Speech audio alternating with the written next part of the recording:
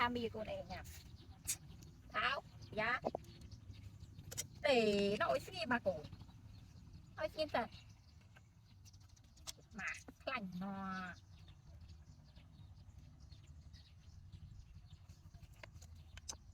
chăm phết sang cổ chăm phết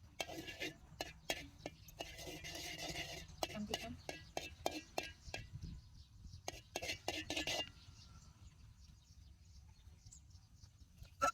phục bỏ hơi cổ mà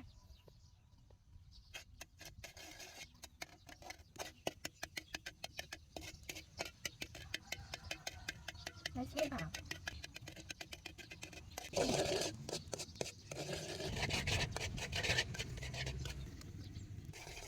mới chọc cái khác không cổ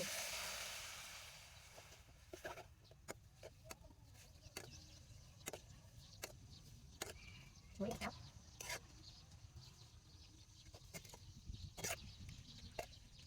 tháo dạ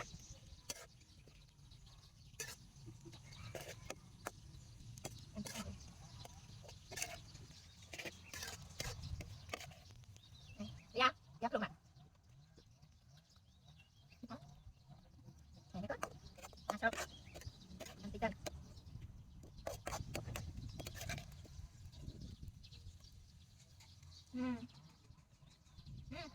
mà mẹ luôn đại ca rồi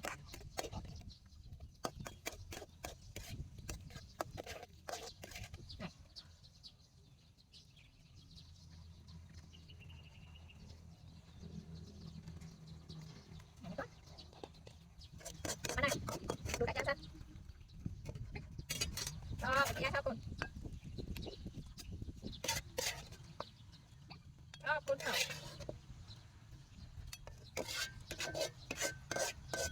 cho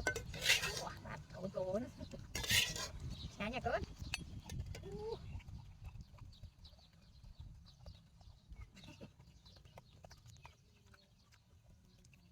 nhà mà sốt bồ là cổ dắt cái bọc quả nhà nhà cỡ nhà nhà pháo